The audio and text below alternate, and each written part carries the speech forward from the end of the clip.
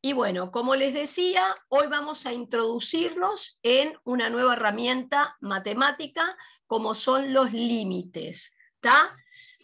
En primer lugar, vamos a establecer lo siguiente. ¿Para qué me sirve el cálculo de un límite? Cuando uno calcula un límite, lo que pretende es investigar, estudiar cuál es el comportamiento de la función cuando la variable independiente tiende a tomar valores muy próximos a cierto valor dado. Esta nueva herramienta matemática que es el límite se va a notar de esta manera, con esta simbología, esta primera que está acá. Límite de la función f de x cuando x tiende a A igual b. Así se lee esta primera parte.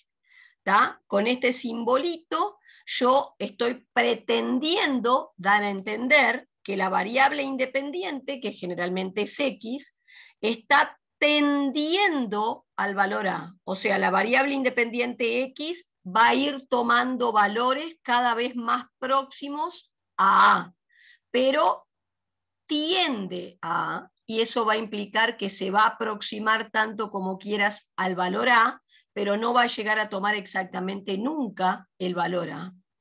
Bueno, y justamente con esta simbología estoy queriendo decir que cuando la variable independiente tiende a tomar valores cada vez más próximos a A, la correspondiente f de x tiende a tomar valores que van a estar próximos a este b que escribiste acá. ¿Tá? O sea, b es el valor de la imagen, o sea, es el valor al que tiende a aproximarse la imagen. B está en el eje de la sí, mientras que la X está en el eje X. ¿Tá? Variable independiente va en abscisas, en las ordenadas va tu variable dependiente, o sea, los f de X, o sea, en este caso, el valor de la B. Bueno, uno de los matemáticos primeros en dar una definición formal de esta nueva herramienta fue el matemático francés Cauchy. ¿Tá? Cauchy dio una definición de lo que es el límite que en principio nos puede parecer espantosa, un trabalengua. Bueno, voy a leer cuál es la definición formal de Cauchy y luego vamos a entrar a desmenuzarla, a tratar de interpretarla para que ustedes vean que no es tan horrible, sino que tiene un significado. Bueno, Cauchy dijo así: el límite de f de x cuando x tiende a A es b, si solo si, dado un épsilon positivo y arbitrario, existe un delta, función de ese épsilon, tal que para todo X perteneciente al entorno reducido de centro A y radio delta, será f de X perteneciente al entorno de centro B y radio épsilon. Bueno, parece un trabalengua, horrenda, vamos a empezar a tratar de desmenuzar y les voy a plantear una situación de la vida para que vean cómo puedo interpretar lo que está acá tan frío, tan horrendo, con esa situación real. En primer lugar, antes de empezar, y ustedes tienen todo el detalle de las definiciones en lo que es el material teórico que se les empezó a habilitar a partir de ahora en la plataforma, acá en la definición de Cauchy aparecen los entornos. Esos entornos se representan por una E mayúscula. ¿Y qué es un entorno? Bueno, un entorno es un conjunto de puntos. Un conjunto de puntos puede estar en el eje de las X, puede estar en el eje de las Y, ¿tá? Que tiene un centro, o sea, un valor central en torno al cual hay otro conjunto de puntos. O sea, por ejemplo, un entorno es este intervalo, este conjunto de puntos, donde hay un punto central, un punto en el medio, que es, si ese entorno está en el eje de las X, representado por el A minúscula, es el que está acá, y si ese entorno, ese conjunto lo estoy viendo sobre el eje de las Y, El centro de ese conjunto es el que acá aparece representado por B. Y, digamos, el centro es el B, para arriba hay una cierta distancia, para abajo está la misma. La distancia que hay del centro al extremo superior o del centro al inferior es lo que se llama amplitud del entorno, amplitud del intervalo, y el valor de esa amplitud, de esa anchura del intervalo, es épsilon. ¿Tá? Vale decir que si el entorno está en el eje de la Y, el conjuntito considerado está en el eje de la Y, al punto central se le llama o se lo representa por B, en esta definición de Cauchy, y luego tenés hacia arriba de ese punto central una determinada distancia que vale épsilon, y hacia abajo la misma distancia que también vale épsilon. Todos estos puntos que están entre el B más épsilon y el B menos épsilon constituyen o forman parte de ese conjuntito que llamo entorno y que represento por la letra E mayúscula. Así que, por ejemplo, esto que está acá sería el entorno de centro B y radio épsilon. Primero dentro del paréntesis va el centro del entorno y luego va la amplitud o la anchura de ese entorno. ¿Está? Si por el contrario ese intervalito lo considero sobre el eje de las X, al punto central se lo está representando por A minúscula en la definición, ahí está, y del centro a una punta y del centro a la otra tenés lo que se llama la amplitud, y el valor de esa anchura o amplitud es delta. ¿Está? Y la única diferencia entre este entorno de centro A y radio delta con respecto a este es que acá aparece un asterisco como índice superior. Cuando aparece el asterisco como índice superior significa que vos estás hablando de todo este conjunto de puntos entre A menos delta y A más delta, pero el centro del entorno no podés llegar a tomarlo nunca, el valor del centro. O sea, nunca podés tomar, o sea, estás considerando todos los puntos entre A menos delta y A más delta, pero el centro del entorno, que es el A, en realidad no aparece en ese conjunto. Ese conjunto está hueco en donde estaría el valor de la A. ¿Tá? Esa es la diferencia entre lo que llamamos un entorno reducido, porque tiene el asterisco, significa que se le ha quitado el centro, y uno que no es reducido, ¿tá? Y entonces el B está incluido dentro de ese conjunto de puntos. Bien, para explicar, digamos, la idea, o sea, yo ya les expliqué o les conté qué son los entornos que aparecen en la definición de Cauchy, que representan esas E mayúscula, que son, y vuelvo a repetir, tienen de nuevo esas definiciones formales de entorno en el material teórico que está en la plataforma.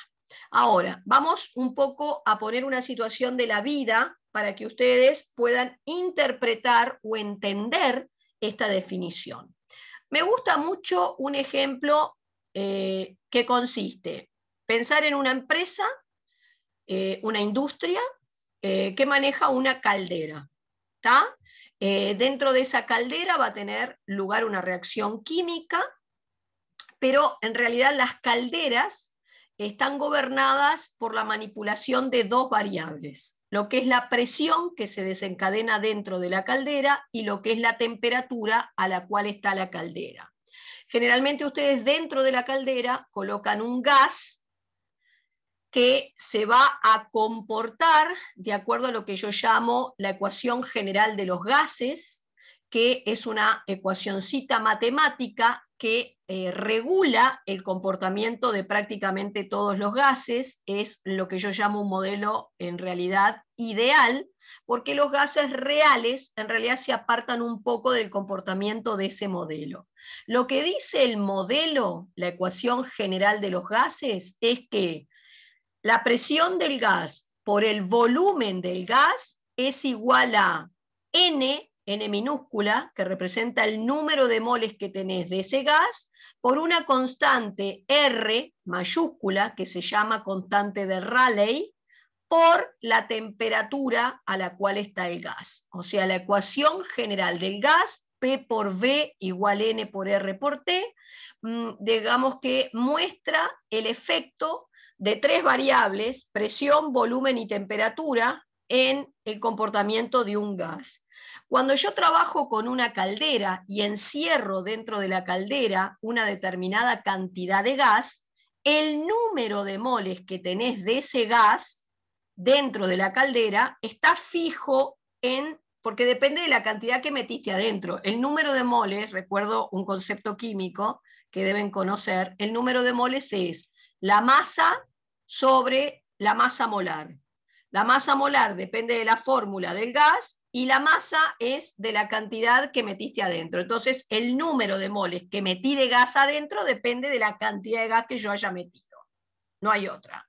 Entonces, cuando vos llenás la caldera con ese gas, vos sabés qué cantidad del gas estás poniendo. Entonces, el número de moles, la N de esa ecuación, se conoce. La R que aparece en esa ecuación también se conoce. Es la constante de Rayleigh, que si vos trabajás en lo que se llama el Sistema Internacional de Medida, en donde la presión va en atmósferas, la temperatura va en grados Kelvin, en fin, esa constante vale 1,98. Y después, el volumen que va a ocupar el gas que yo meto adentro de la caldera está fijo porque los gases ocupan el volumen del recipiente que los contiene. Así que si vos metés ese gas, no importa si son 1 mol, 10 moles, 100 moles, dentro de una caldera de 2 litros, el volumen que va a ocupar ese gas son 2 litros. Ergo, en este cuento que te estoy haciendo, vos conocés el volumen que va a ocupar el gas, porque va a ser el de la caldera que tenés. El número de moles del gas, porque depende de la cantidad de gas que meto adentro. Y la constante R, porque es una constante fija. Entonces, ¿qué te queda variable en esa ecuación? La presión del gas y la temperatura. De esas dos variables que me quedan para ese gas, una va a actuar como variable independiente, voy a considerar que es la temperatura, su valor va a depender pura y exclusivamente de mí, quiere decir que yo voy a regular la temperatura de esa caldera y por consiguiente la temperatura a la que va a estar el gas. Y como consecuencia voy a generar una determinada presión dentro de la caldera, siendo entonces la presión lo que llamás la variable dependiente. El valor de presión generado adentro de la caldera va a depender de la temperatura a la cual coloco el termostato de la caldera, ergo la temperatura a la cual coloco el gas. Entonces supongamos que yo quiero que adentro de esa caldera se desencadene a su vez una reacción química que según lo que yo estudié en la bibliografía o lo que me ha marcado la experiencia, necesito que sea de 2 atmósferas. O sea, si yo genero adentro de la caldera 2 atmósferas de presión, voy a lograr desencadenar una reacción química a su vez dentro de la caldera, que es la que yo busco para que funcione mi empresa. Pero ¿qué es lo que sucede? Yo estudié toda la bibliografía y la bibliografía me dijo que necesito 2 atmósferas de presión para que tenga lugar esa temperatura, esa reacción. Muy bien. Generar una presión a través de un dispositivo mecánico como es la caldera, que valga exactamente 2 atmósferas, es bastante imposible. ¿Por qué? Primero porque la caldera es un dispositivo mecánico que está entonces asociada a una serie de errores de fabricación de la caldera. Después vos tenés a un operario que va a estar atrás del manejo de la caldera y entonces vas a tener el error inherente al funcionario que la está operando. Y después, por ejemplo, vos dijiste que vas a regular la temperatura a la cual colocas la caldera con un termostato. Bueno, el termostato podrá ser un dispositivo mecánico o digital que va a traer de fábrica a su vez una serie de errores que ya te va a indicar el fabricante. Por consiguiente, por más que yo ponga el termostato en una cierta temperatura que calculé es la adecuada para generar esta presión, probablemente no pueda exactamente hacer que la caldera tenga una presión exacta de 2 atmósferas dentro. Entonces la propia bibliografía me va a decir, bueno, no se preocupe, porque en realidad si la presión está asociada con un error de más o menos 0,1, por ejemplo, igual le va a servir. Quiere decir que me va a decir la bibliografía que si la presión en realidad está entre 1,9 y 2,1 atmósfera, quédate tranquilo que igual la reacción de adentro de la caldera se va a desarrollar. ¿Está claro? Entonces, en el eje de la SI, donde va la presión, vos tenés el valor B que querés generar de presión, según lo que leíste en los libros, que tiene que ser de 2 atmósferas, y a su vez leíste que te vas a permitir tener un apartamiento de esas 2 atmósferas, por ejemplo, de más o menos 0,1. Eso vas a leer que en realidad, mientras la presión caiga en este intervalito, es decir, entre 1,9 y 2,1, igual te sirve. Quédate tranquilo que igual te sirve. Pero ¿qué es lo que pasa? Para que yo tenga una presión real dentro de la caldera que esté entre 1,9 y 2,1, en realidad vos dijiste que lo que regulás o controlás es la temperatura de la caldera. ¿Tá? Entonces, yo fui a la ecuación del gas. P por V igual N por R por T. Suplanté la presión por 2, que es la presión a la que la bibliografía me dijo que quiero llegar. El volumen por el volumen de la caldera. N era la cantidad de moles de gas que habías puesto adentro. R, la constante de Rayleigh. Y te queda, para poder despejar, la temperatura. Entonces, pongámosle que de esa fórmula matemática despejo la temperatura. Y me da que la temperatura tiene que ser de 200 grados centígrados, por ejemplo. Entonces yo voy a ir al eje de las X, o sea, al termostato de la caldera, y lo voy a regular para que caiga en 200. Pero te dije que en realidad, como el termostato es un dispositivo mecánico digital, tiene un error de fábrica. Entonces, por más que yo ponga el sistema digital o la aguja del termostato en el valor 200, probablemente no sea exactamente 200 la temperatura que está teniendo adentro la caldera. ¿Y cuál sería el error permitido en realidad en ese valor de temperatura? ¿Tá? El error en la temperatura sería el delta que aparece en la definición. ¿Cuál sería el error que puedo llegar a tener en el valor de la temperatura y que no por ello, por más que no sea exacto 200, yo no consiga generar la presión que quería entre 1,9 y 2,1 atmósferas? Bien, entonces, eso es lo que vos estás viendo en esta definición. ¿Tá? Vos necesitas, la función para vos es la que mide la presión. Entonces, yo quiero que al variar la temperatura, al aproximarse la temperatura al valor real de 200 que necesito, la correspondiente presión, porque la función en este caso está dándome la presión, es lo que coloqué en el eje de la SI, quiero que sea exactamente de 2 atmósferas. Entonces, la idea es que, conocido el error que puedo cometer en la presión generada, porque me lo dio la bibliografía, ¿tá? Es arbitrario porque lo elijo yo según las distintas bibliografías o las situaciones, o sea que el épsilon siempre existe, lo elige el operador de acuerdo a la situación, ¿tá?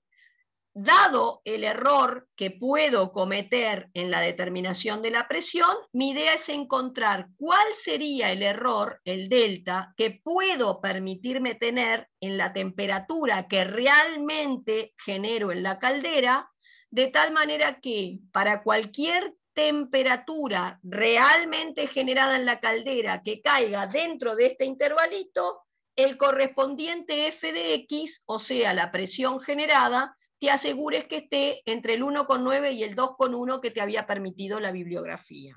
Ese es el cuento. ¿Está claro? Así que en la vida real es muy común que yo tenga de alguna manera fijado el error que puedo cometer en lo que voy a colocar en el eje de la SI, tengo que calcular cuál es el error que me puedo permitir llegar a tener en la temperatura que realmente se genere en la caldera. Fíjate que si vos necesitas que el error cometido en la presión sea muy pequeñito, porque si no puedo hacer estallar el sistema de calderas o no desencadenar la reacción química que quiero. Si el error en la presión tiene que ser, por ejemplo, porque lo estudié muy pequeño, entonces probablemente el error que te tengas o que te puedas permitir tener en la temperatura realmente desencadenada sea también pequeño. Y en función de cuán exacto tiene que ser entonces este termostato para que el error sea lo más pequeño posible, será el gasto que va a tener que hacer el dueño de esta empresa en la compra de este termostato.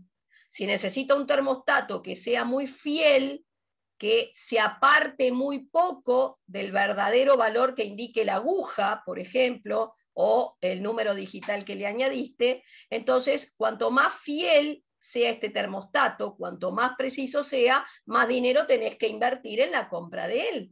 Y los dueños de las fábricas tratan de regular los costos de manera de no comprar al santo botón de repente un termostato tan fiel que me va a ser muy caro si en realidad en mi proceso capaz que yo el error que me puedo permitir tener en la presión es más grande y entonces no necesito un termostato tan exacto porque el error en la temperatura puede ser mayor.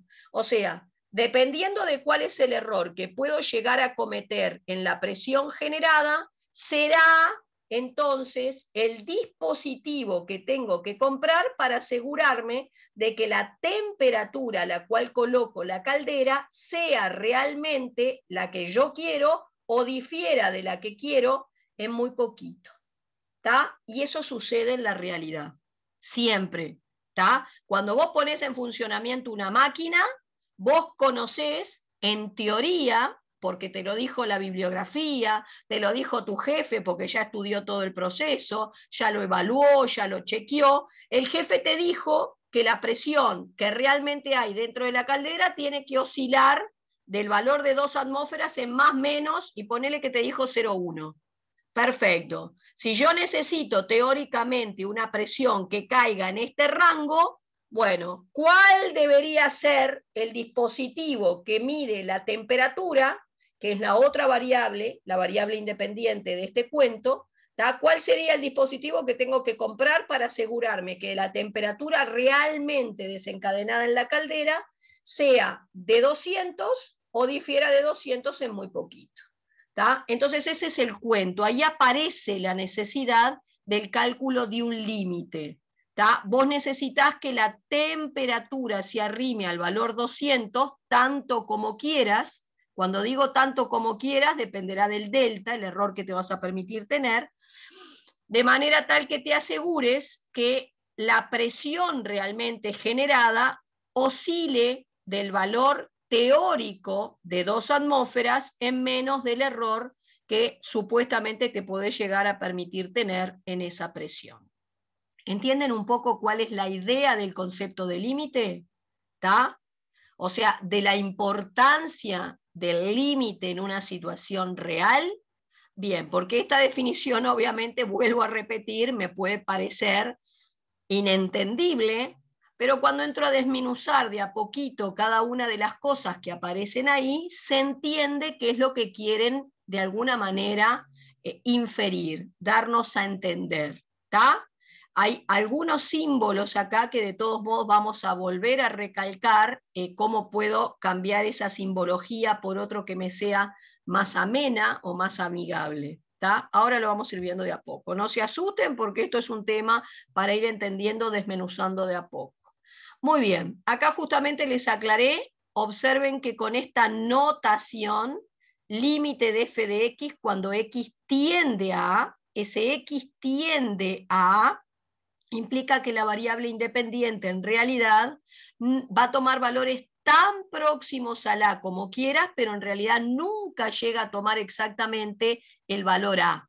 Es decir, volviendo al cuento de arriba, mi temperatura va en realidad a tomar valores tan próximos al 200 como yo quiera, en función de ese error que calculé delta que me voy a permitir tener, pero probablemente el valor exacto de 200 en la temperatura no lo pueda generar nunca. Exactamente 200 no puedo decir nunca que lo tengo en esa caldera. ¿Tá? Podré tener un valor muy próximo a él, porque errores siempre hay.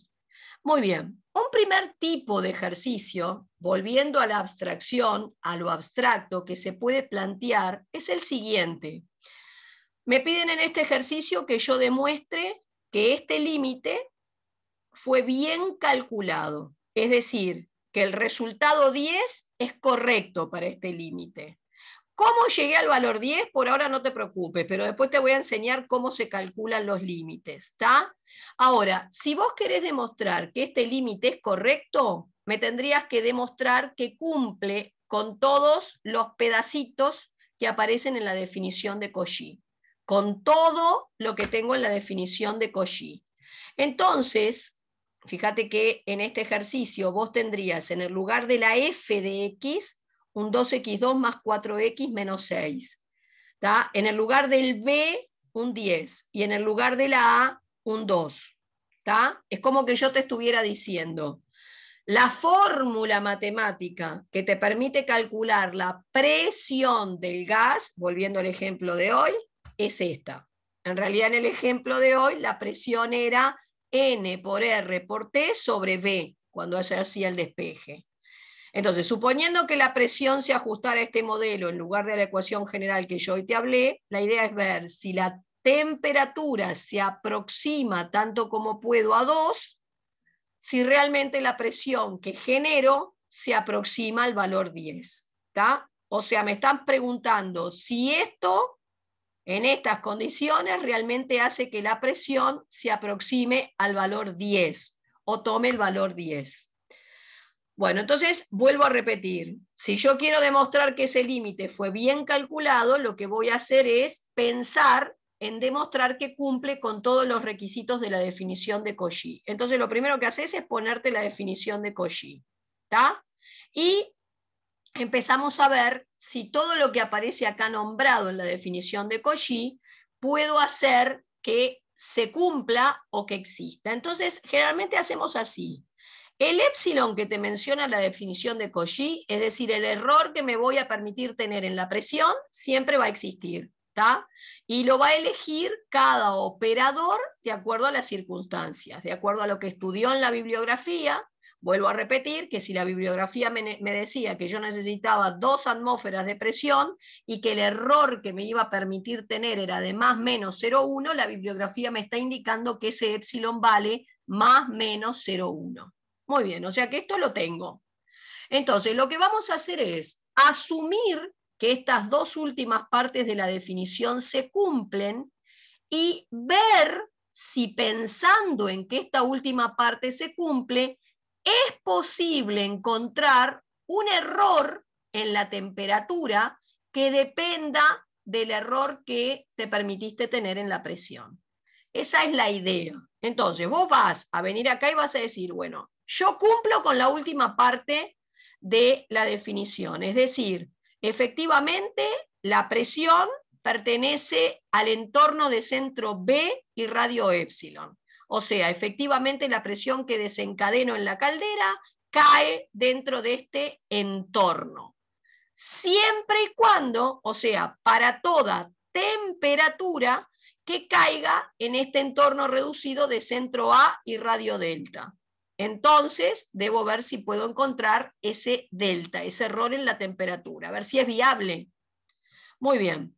Escribir esto así, que f de x tiene que pertenecer a este entorno, es lo mismo decir que la diferencia entre el valor realmente desencadenado de presión y el valor teórico que necesito de presión, o sea, la diferencia entre la presión real y la presión teórica, tiene que ser menor que el error permitido. O sea que si este es el entorno de centro B y radio épsilon, vos querés que si, por ejemplo, la presión real es esta, la diferencia entre esta presión real y la que yo quería sea una distancia más pequeñita que el error que te vas a permitir tener. Eso se anota de esta manera. Decir que la f de x tiene que pertenecer al entorno de centro B y radio épsilon es lo mismo que decir que el valor absoluto del f de x menos b tiene que ser menor que épsilon. Y decir que la x va a pertenecer a este entorno o sea, decir que la temperatura que realmente genero en la caldera va a pertenecer a este intervalito, cuyo centro era la temperatura de 200 que calculé teórico, y va a diferir, la amplitud de este error sería el delta, es lo mismo que escribir así, la diferencia entre la temperatura que realmente genero en la caldera menos la temperatura teórica tiene que diferir en menos del error que te vas a permitir tener. Y este mayor que 0 que se incluye acá es porque al pedirle que sea esta diferencia mayor estricta que 0, te asegurás que la X nunca va a poder tomar el valor A. Quiere decir que la temperatura real a la cual coloco la caldera nunca es exactamente los 200 grados centígrados teóricos que habías determinado.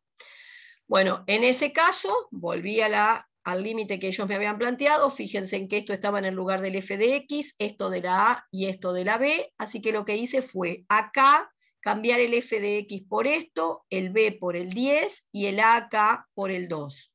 Me queda esta expresión. Acá no puedes hacer nada con esta expresión, pero aquí tenés un cuenterío que podés tratar de reducir. Yo empecé por quitar paréntesis, agrupé términos semejantes, ¿ven? Me quedó así. Lo demás lo fui copiando igual, porque no podía hacer nada en esa última parte. Ahora, de acá de esta expresión se me ocurrió sacar un 2 de factor común, y a su vez este polinomio de segundo grado factoriarlo buscándole sus raíces por Bhaskara. O sea, escribo este polinomio factorizado, o sea, como el producto de dos paréntesis que tienen que ver con la naturaleza de las raíces. La última parte la seguí copiando siempre igual. Y entonces recordé una propiedad del valor absoluto que establece que el valor absoluto de un producto se puede separar en el producto de varios valores absolutos. O sea que esto lo separé en valor absoluto de 2, valor absoluto de x más 4 y valor absoluto de x menos 2. Lo demás lo copié igual. Valor absoluto de 2 es 2 y lo demás lo copié igual. Ahora, si vos observás esta expresión que obtuviste, el x menos 2 en valor absoluto que aparecía de este lado se repitió acá. Y este valor absoluto que aparece, que no está de este otro lado, es del que vos de alguna manera te tenés que deshacer. ¿tá? Porque si yo dejo el mismo valor absoluto de este lado que el que tengo acá, puedo terminar haciendo una identificación y pensar, bueno, lo que me quede aquí está ocupando el lugar del delta. Una cosa así es la idea. Ahora, ¿cómo me deshago de este valor absoluto de x más 4? Bien. Delta era el error en la temperatura. Parto de tomar un error para esa temperatura arbitrario. Digo, bueno, a ver, supongamos que el error en la temperatura pueda ser de una unidad, más menos 1. Supongamos. ¿Por qué tomo el valor 1 y no cualquier otro número? Podés tomar cualquier otro número, pero tomo el valor 1 porque las cuentas van a ser más cortas con el 1. Bien. Entonces voy a venir acá, donde aparece ese delta, voy a cambiar el delta por el supuesto valor 1 que tomé. O sea, vos tenías valor absoluto de x menos 2, tiene que ser menor que el delta, y a su vez estoy pensando que el delta sea menor o igual que 1. ¿Está? Acá hay una secuencia de desigualdades, así que en definitiva, valor absoluto de x menos 2 es menor que 1. Me voy a deshacer de las barras de valor absoluto. ¿Cómo? Según la definición, para deshacerte de las barras, coloca de este lado el mismo número que está acá con signo contrario. En el centro la expresión sin barras y acá dejas el 1. Y tenés esta secuencia. Pero yo quiero deshacerme de un x más 4. Entonces pienso, ¿qué tendría que hacer con este x menos 2 que está acá para que se transforme en el x más 4 que estaba allá arriba y del que me quería deshacer? Y entonces decís, tengo que sumarle 2, porque si yo sumo 2 acá en el medio, me queda un x más 4, si sumo el 6. Pero si vos sumás el 6 acá en el medio, tenés que sumar 6 también en cada extremo de la secuencia, porque si no la vas a alterar. Entonces, al sumar 6 en cada parte de esa secuencia, acá me queda un 5, acá me queda el x más 4 y acá el 7. O sea, esto me está diciendo que el x más 4 del que me quiero deshacer en realidad está entre 5 y 7. Pero si el x más 4 del que me quiero deshacer está entre estos dos valores, fíjense, entre estos dos, con más razón puedo decir que cae entre menos 7 y 7. Y si vos pensás que ese x más 4 está entre menos 7 y 7, en realidad si lo pasás a la notación de valor absoluto, podés transformarlo a esto, a decir que el x más 4 es menor que 7, porque cuando te deshacías de la barra dijimos que poníamos este número negativo acá, en el medio dejo el x más 4 y en la otra punta el 7. Entonces acabás de ver cómo podés deshacerte del valor absoluto de x más 4 acotándolo con este 7. Es decir, volviste a tu secuencia